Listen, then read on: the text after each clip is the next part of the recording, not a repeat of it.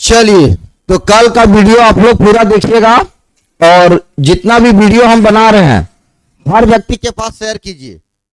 और जीएस अगर आपको दिक्कत हो रहा है, हिस्ट्री, ज्योग्राफी, पॉलिटी, इकोनॉमिक्स में, हम एक बार बोल रहे हैं कि लड़का भटका और ठहरा में बहुत अंतर होता है।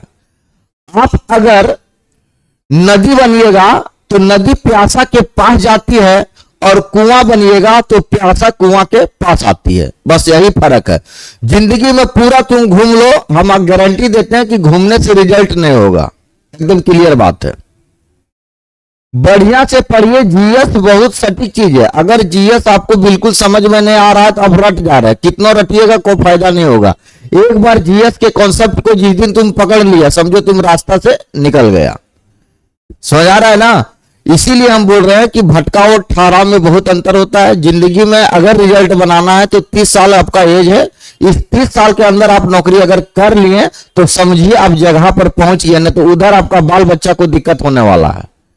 30 साल लास्ट टाइम है आपके पास, और नहीं तो पता कर लीजिएगा आपका पुराना विद्यार्थी थे 5 साल से पढ़ रहा है, रिजल्ट नहीं हो रहा है, कारण वो पढ़ने का टेक्निक नहीं पकड़ पा रहा है। समझ आ रहा है कि नहीं? तो हम आपको पहले ही बोले हैं कि बढ़िया से पढ़िए। जीएस है, history, geography, polity, economics, current affair, syllabus to syllabus पूरा पढ़िए।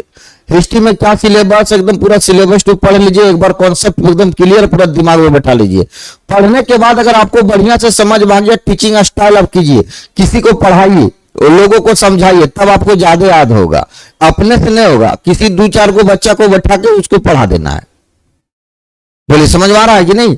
तब आपको ज्यादा समझ में आएगा। तो मेरा वीडियो आप देखिएगा, आपको कहीं फंसने का कोई चांस नहीं है, एकदम पूरा धारा प्रवाह एकदम चलेगा, कहीं कोई डाउट नहीं है। ठीक है? तो आज हम बताएंगे आपको इंडस वैली सिविलाइजेशन, सिंधु घाटी सभ्यता। ठीक है? सिंधु घाटी सभ्यता का चर्चा करेंगे। उससे पहले एक तो गाना हम गा देते हैं मूड फ्रेश के लिए, ताकि दिमाग आपका फ्रेश रहे और हल्का लगे।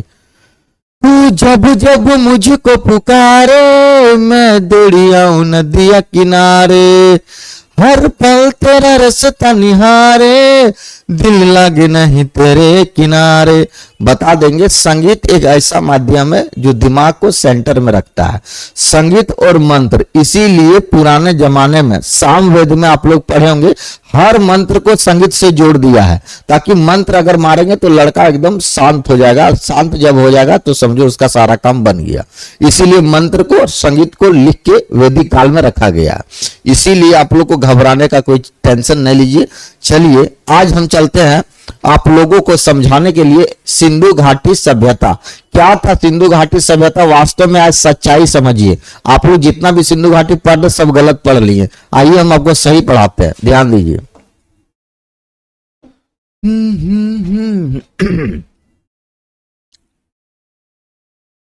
सिंधु घाटी सभ्यता, इंडस वैली सिविलाइजेशन, है ना? इंडस वैली सिविलाइजेशन, सिंधु घाटी सभ्यता। सिंधु घाटी अगर सभ्यता देखा जाए तो सिंधु घाटी सभ्यता चला था 2500 बीसी से 1750 बीसी तक। ऐसा मान्यता है कि इतना ही डेट आपको, इस सटीक डेट है ना? यही डेट आपका एग्जाम में पूछा जाएगा।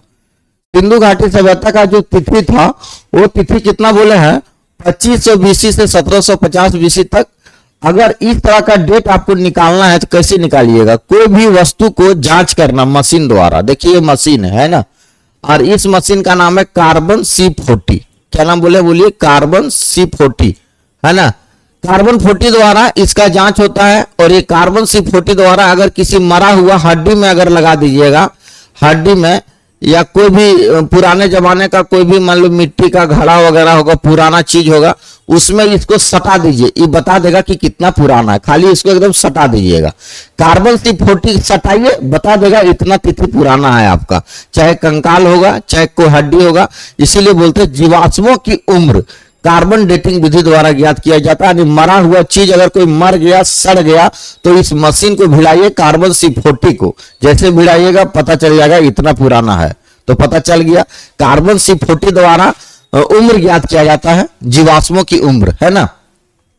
और ये बात कौन किया था? तो इसका आंसर है डीपी अग्रवाल। बोलिए कौन किया था इसको? डीपी अग्रवाल ने कार्बन C40 और इस तिथि का क्लियर किया था डीपी अग्रवाल द्वारा, है ना। कितना मान्यता किया? 2500 BC से 1750 BC डीपी अग्रवाल के द्वारा। अब चलिए सिंधु घाटी सभ्यता कैसे क्या था उसके बारे में समझते हैं।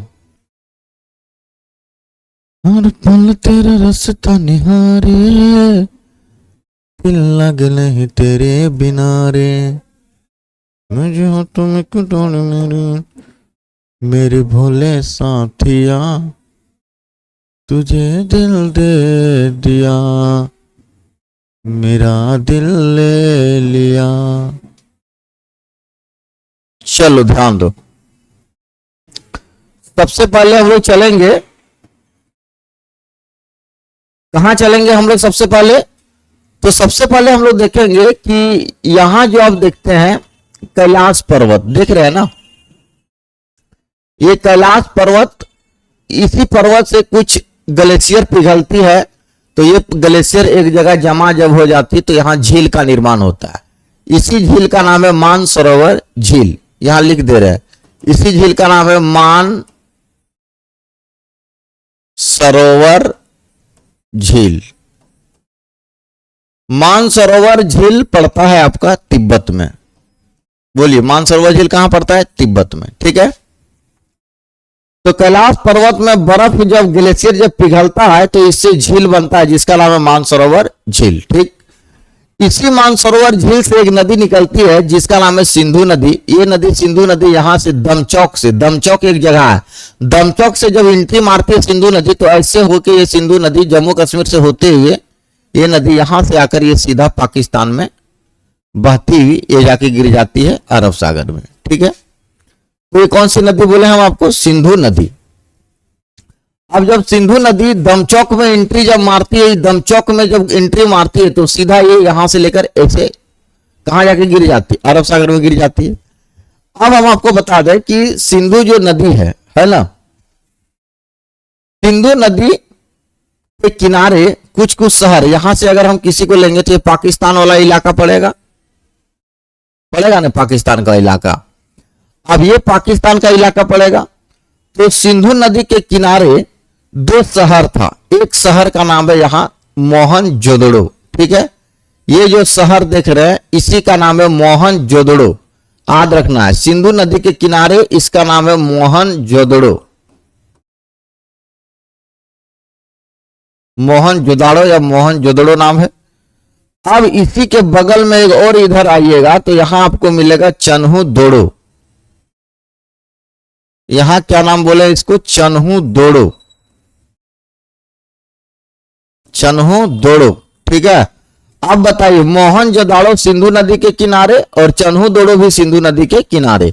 अब जब भी दोनों क्वेश्चन पूछे कि बताइए मोहनजोदड़ो किस नदी के किनारे, तो बोलिएगा सिंधु नदी किनारे, और चन्हू दोड़ो किस नदी के किनारे, तो ये भी सिंधु नदी किनारे। अगर पूछेगा कौन सा जगह में, तो ये जगह पड़ता है सिंध। कौन जगह पड़ता है? सिंध वाला इलाका। इधर जो इलाका है उस सिंध का इलाका है। और एक नगर यहां है आपका बलूचिस्तान में, और बलूचिस्तान में जो नगर आप देख रहे हैं इसका नाम है सुतकांडेडोर।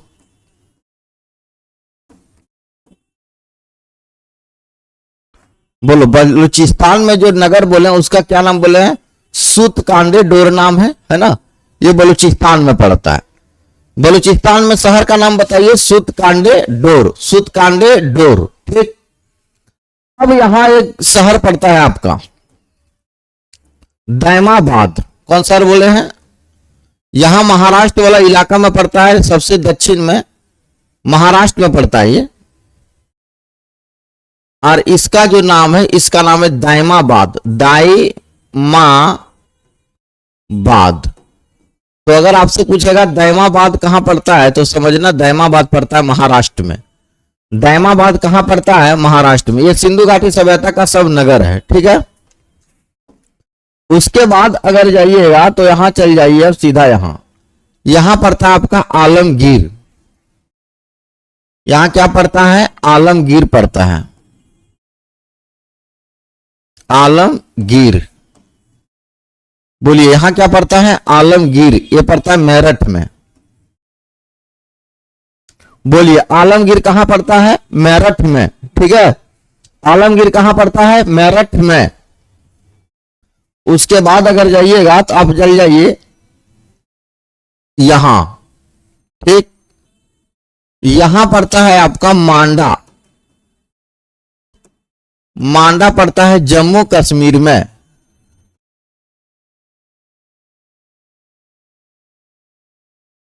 बोलो मांडा कहां पड़ता है? जम्मू कश्मीर में मांडा पड़ता है। ठीक है, मांडा पड़ता है जम्मू कश्मीर में।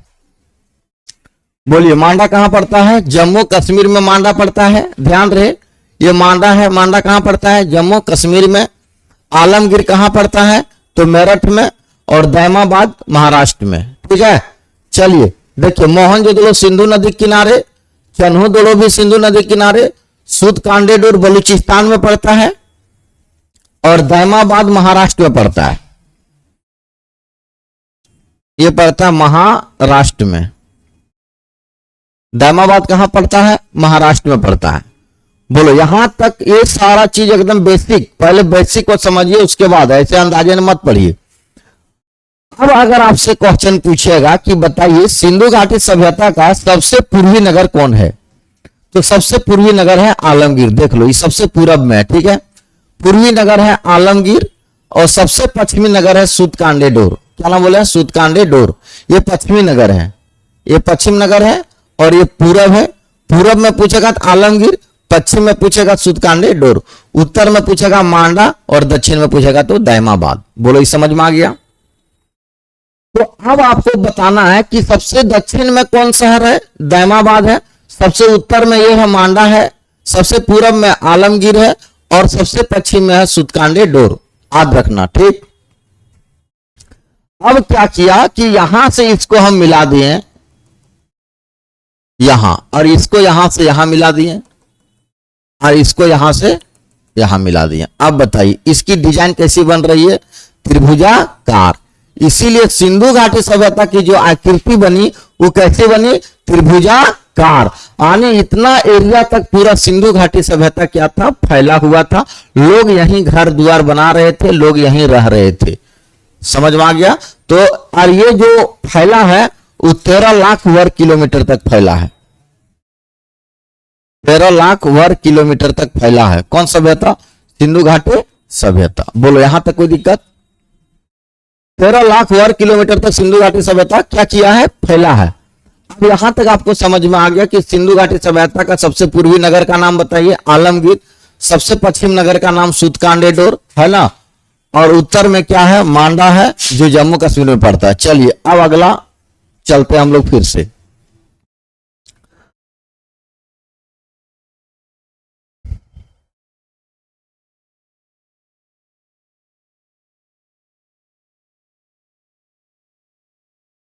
चलिए अब ध्यान देने वाला बात यहां है कि यहां पड़ता है हमारा आरावली का एक जगह है पालनपुर।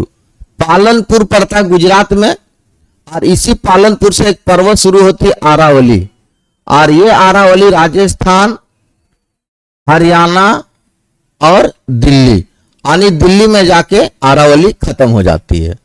तो आरावली यहां से यहां तक पूरा विस्तार है 4 राज्यों में। कितने राज्यों में है? 4 राज्यों में। गुजरात के पालनपुर से शुरू होती है, फिर जाती है राजस्थान, फिर हरियाणा और फिर दिल्ली। इस तरह से आरावली लगभग आनी बोला जाए तो सबसे पुराना पर्वत है आरावली, और इसकी लंबाई पूरा है 800 किलोमीटर तक है ना। तो आरावली का पूछेगा तो आरावली की ऊंची चोटी जो है, ये सबसे ऊंची चोटी है माउंट आबू। ऊंची चोटी का नाम है माउंट आबू है, ये राजस्थान में पड़ता है। उसके बाद एक और ऊंची चोटी मिलेगा आपको दिल्ली में, और दिल्ली में इस चोटी का नाम है रायसेन की चोटी, और इसी रायसेन की चोटी पर पूरा संसद भवन है और राष्ट्रपति भवन है। ठीक है, यहां तक समझ में आ गया। अब इसी आरावली से कुछ नदी निकलती है और वो नदी का नाम है, इस तरह से एक नदी आती है और ये नदी ऐसे करके कच्छ की रन में गायब हो जाती है। यही नदी का नाम है लूनी। कौन नदी बोले इसको? लूनी नदी है। और इसी लूनी नदी के किनारे कच्छ जिला में एक शहर बसा है। यहां कच्छ में उस शहर का क्या नाम है? तो उसी शहर का नाम है धोलावीरा। क्या नाम बोले हैं? धोलावीरा। देखिए धोलावीरा कहां पड़ता है? तो ये कच्छ में है। धोलावीरा कच्छ में, कच्छ जिला में पड़ता है। किस नदी के किनारे? लूनी नदी के किनारे। लूनी नदी के किनारे। और यहां देखते हैं कि यह रेगिस्तान है। रेगिस्तान में पानी की समस्या होती है, जल की समस्या होती है। और इसी पानी की समस्या को दूर करने के लिए धोलावीरा में पानी के लिए बहुत, मतलब पानी को इकट्ठा करने के लिए हौज भी बना है। यानी पानी उन्हीं जल प्रबंधन जो बढ़िया से, तो पानी की समस्या धोलावीरा में था क्योंकि रेगिस्तान है तो यहां पानी की दिक्कत होती है। इसलिए जब भी जल का समस्या पूछे कि जल समस्या, तो आंसर कहां मारेंगे वो लोग? धोलावीरा में। इस समस्या को दूर करने के लिए वहां तालाब भी मिला है, कुआं भी मिला है, पानी का हौज भी मिला है। कहां पर? ये सब धोलावीरा में मिला है। बोलो एकदम समझ में आ गया? अब आगे आइएगा तो ये तो लूनी नदी किनारे हो गया। और इसी एक नदी और बहती जिसका नाम है घग्गर। कौन नदी है ये? घग्गर नदी अरावली से निकलती है। और इसी घग्गर नदी के किनारे आपका यहां बसा है एक शहर है, और उस शहर का नाम है कालीबंगा। सबको बढ़िया से पढ़ो, कालीबंगा है ना। कालीबंगा कहां है? तो घग्गर नदी के किनारे आपका कालीबंगा। और ये कालीबंगा पड़ता है राजस्थान के हनुमानगढ़ जिले में। कालीबंगा कहां पड़ता है? तो ध्यान दो, कालीबंगा पड़ता है राजस्थान के हनुमानगढ़ जिले में पड़ता है। और कालीबंगा से क्या मिला था? पहले इस पर ध्यान दीजिए। कालीबंगा से मिला था काले रंग की चूड़ियां।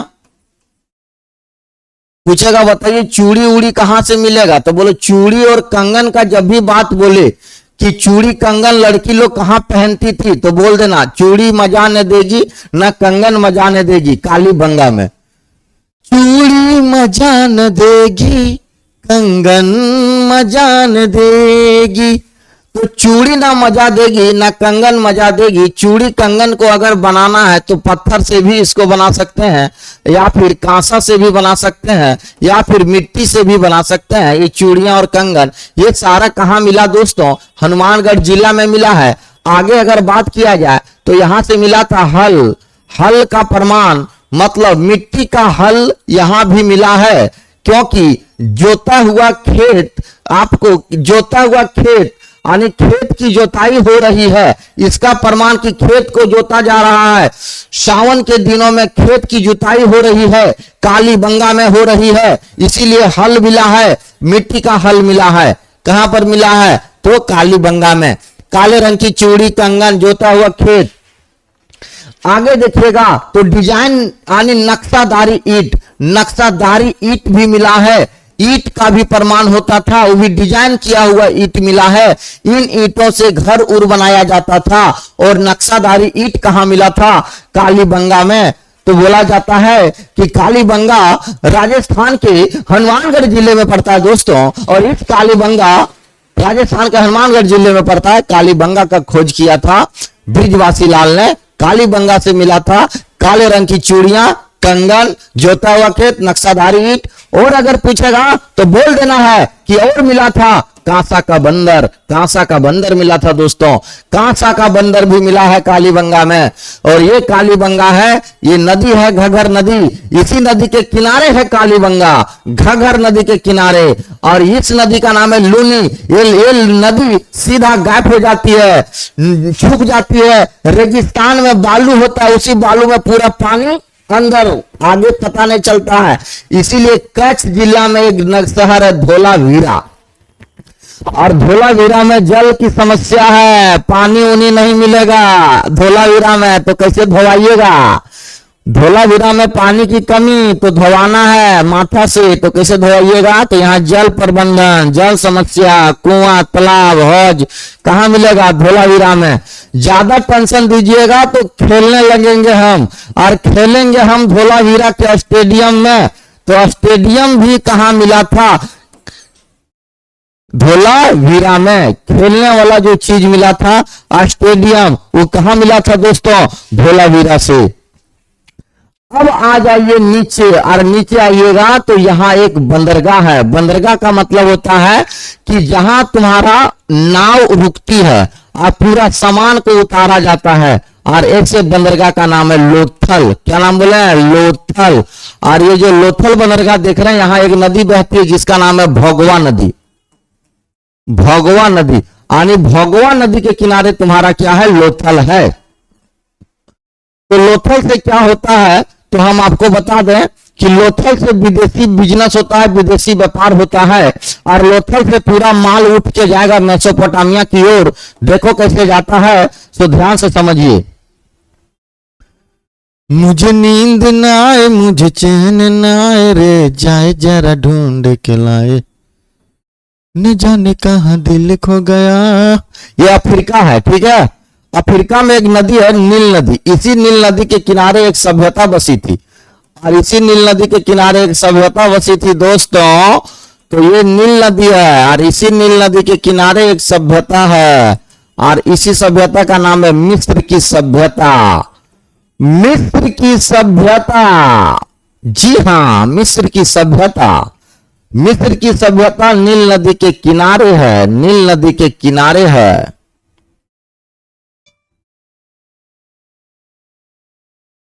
हेलो, बोलिए। क्लास ले रहे हैं। ऑनलाइन ले रहे हैं। सभी नहीं नहीं, फिर हम बात करते हैं, है ना, क्लास लेके। मिस्र की सभ्यता, पढ़ाते पढ़ाते फोन उन आ जाता, माथा खराब हो जाता। चल ध्यान दो। मिस्र की सभ्यता नील नदी के किनारे बसा है, और यहीं से जो आदमी लोग यहाँ खेती उती जो कर लिया, खाना पीना खाया, टाइट हो गया, टाइट होके ये सब बेटा जब पेट उठ भरता है ना, तो आगे पलायन होता है। और अब ये सब धीरे धीरे, यहाँ पुराने जमाने में दो नदी चलती थी। एक नदी का नाम है दजला, दजला दजला दजला दजला दजला, और एक नदी का नाम है फरात, फरात फरात फरात, दजला फरात, दजला फरात। तो दजला फरात नदी के बीचों बीच जो सभ्यता बसी है, इसी सभ्यता का नाम है बाबू मेसोपोटामिया। मेसोपोटामिया सभ्यता है ना। और मेसोपोटामिया सभ्यता है, इसका सबसे बड़ा शहर का नाम है सुमेरियन। Sumerian, Sumerian. यहां पहली बार मंदिर का प्रमाण मिला था। पुजारी लोग यहां रहते थे, पूजा पाठ करते थे, मेन लीडर होता था पुजारी। इसका बात नहीं मानिएगा तो फांसी पर लटका देगा पुजारी लोग। सुमेरियन में लेखन कला था, लिखा हुआ आदमी था, पढ़ा लिखा आदमी था यहां सुमेरियन में।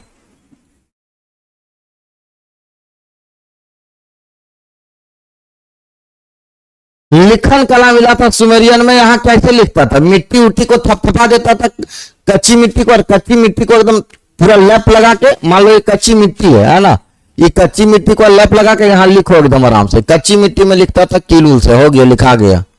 रहा कि नहीं? तो लेखन कला भी यहाँ सुमेरियन सभ्यता, मेसोपोटामिया, पुजारी लोग मंदिर बनाता था।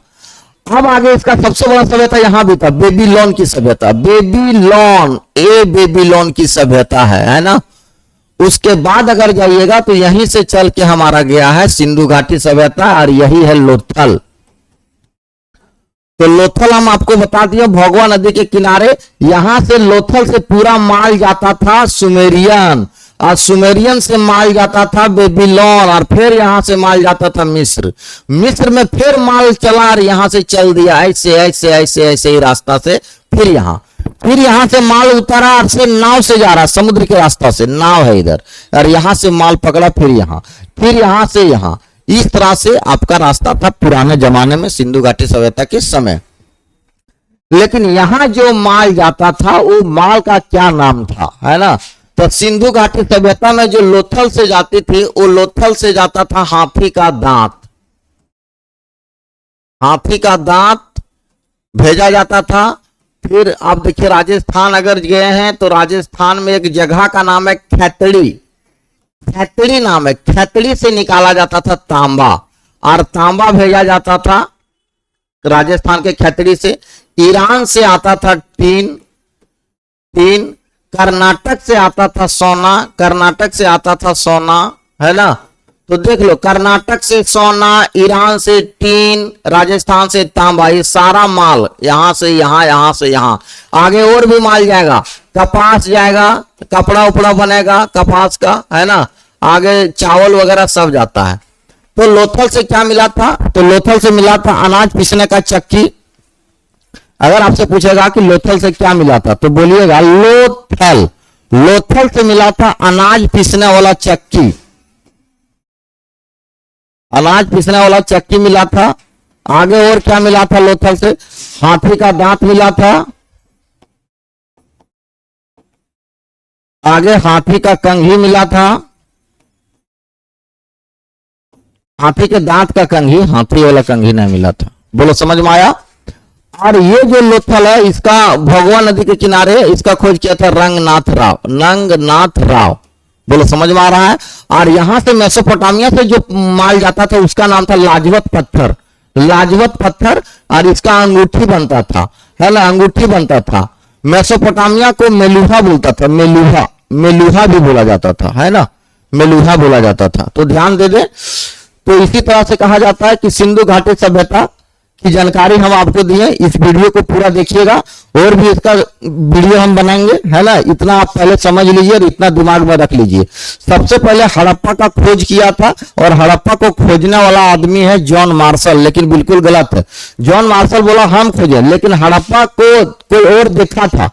तो हड़प्पा के टीला को पहली बार अगर कोई देखा तो यहां हड़प्पा था, और हड़प्पा थोड़ा सा उठा हुआ था इस तरह से। तो हड़प्पा के टीला को देखने वाला राजा का नाम है चार्ल्स मेसन। राजा नहीं है ये, मतलब अधिकारी है। चार्ल्स मेसन एक बार घूमने आया 1826 में। कब घूमने आया? 1826 में। तो चार्ल्स मेसन को लगा कुछ तो वहां माल है, कुछ तो गड़बड़ है वहां। बेटा उनको शक हुआ कि कुछ तो दबा है। उनको जब शक हुआ तो लगा कि देखें हम थोड़ा खुदाई करें, लेकिन बाद में पता चल गया कि यही हड़प्पा, सबसे पहले हड़प्पा के टीला को जो देखा उसका नाम था जॉन मार्शल। जॉन मार्शल और राय बहादुर दयाराम साहनी ने क्या किया? इस सबका खुदाई किया 1921 में हड़प्पा का। इसीलिए सबसे पहला नगर मिला हड़प्पा। इसीलिए सिंधु घाटी सभ्यता का दूसरा नाम अगर बोलिएगा तो सिंधु घाटी सभ्यता का दूसरा नाम था हड़प्पा की सभ्यता। क्या नाम था? हड़प्पा की सभ्यता नाम था। सिंधु घाटी सभ्यता का दूसरा नाम था हड़प्पा की सभ्यता। तो सिंधु घाटी सभ्यता, राय बहादुर दयाराम साहनी ने 1921 में हड़प्पा का खोज। हड़प्पा रावी नदी के किनारे स्थित है। हड़प्पा से स्वास्तिक चिन्ह मिला था, 12 कमरा मिला था, 6 कतार में अन्नागार मिला था। हड़प्पा के लोग पूजा करते थे, अग्नि की पूजा, जल की पूजा, सूर्य की पूजा, नाग देवी, लिंग की पूजा, खजूर की पूजा, पीपल वृक्ष की पूजा, बरगद की पूजा। हड़प्पा के लोगों का मनोरंजन क्या था? मनोरंजन का साधन था मछली पकड़ना, 2 पक्षियों को आपस में लड़ाना, है ना। मोहनजोदड़ो में स्नान कुंड मिला था जिसकी लंबाई 11.88 मीटर, चौड़ाई 7.01 मीटर, गहरा था 2.43 मीटर। मोहनजोदड़ो में पुजारी मिला है, दाढ़ी वाला पुजारी मिला है जो शासन चलाता था, योग मुद्रा में बैठा हुआ है, योगासन भी होता था मोहनजोदड़ो में। आगे मोहनजोदड़ो में कांसा की नर्तकी मिला है, डांस होता था। मोहनजोदड़ो को सिंधु भाषा में मृतकों का टीला कहा गया। मोहनजोदड़ो भाषा में का टीला कहा। मोहनजोदड़ो आपको लाहौर में पड़ता है, सिंधु नदी के किनारे पड़ता है। मोहनजोदड़ो से सबसे बड़ा अन्नागार मिला था। अन्नागार कुत्ता बिल्ली के पैर का निशान भी मिला था। आगे देखिएगा, कालीबंगा राजस्थान के घगर में पड़ता है, घगर नदी किनारे। कालीबंगा का खोज बिरजवासी लाल ने किया था। यहाँ से काले रंग की चूड़ियां, नक्शादारी ईंट मिला था। लोथल से अन्न पीसने का चक्की मिला था। हाथी का दांत मिला था। लोथल का दरवाजा सड़क की ओर खुलता था, बाकी नगर का दरवाजा सड़क के पीछे की ओर खुलता था। सिंधु घाटी सभ्यता की सड़कें चौड़ी चौड़ी होती थी, एक दूसरे को 90 डिग्री में काटती थी। सिंधु घाटी सभ्यता में नाली उली भी होता था जो पत्थर और ईंटों से बना होता था। सड़कें कच्ची हो थी, सब योजना के तहत बनाया जाता था सिंधु घाटी सभ्यता को। इसीलिए नगर नियोजन योजना भी कहा जाता। पहले योजना बनाएंगे, पहले नक्शा बनाएंगे, तब शहर को बसाएंगे। यही हो गया सुनियोजित शहर सिंधु घाटी सभ्यता का शहर। आगे सिंधु घाटी सभ्यता में देखा जाए तो सिंधु घाटी सभ्यता में बहुत सारा बेलनाकार एक प्रकार का मोहर मिला। जिस तरह से मुर्गा में पड़ाका छाप का मोहर होता है, वो मोहरों की पहचान होती है। अपना अपना शहर का सबका अलग अलग मोहर होता था। मोहर या तो सिलखड़ी का बना होता था, या मिट्टी का बना होता था, या कांसा का बना होता था। हड़प्पा का मोहर अलग था, बेलनाकार था, वर्गाकार था, चतुर्भुजाकार था। ये सारे मोहरों में गेंडा का तस्वीर होता था, एक सिंह गेंडा वाला होता था, कुबड़ वाला सांड का होता था, मातृ देवी का होता था।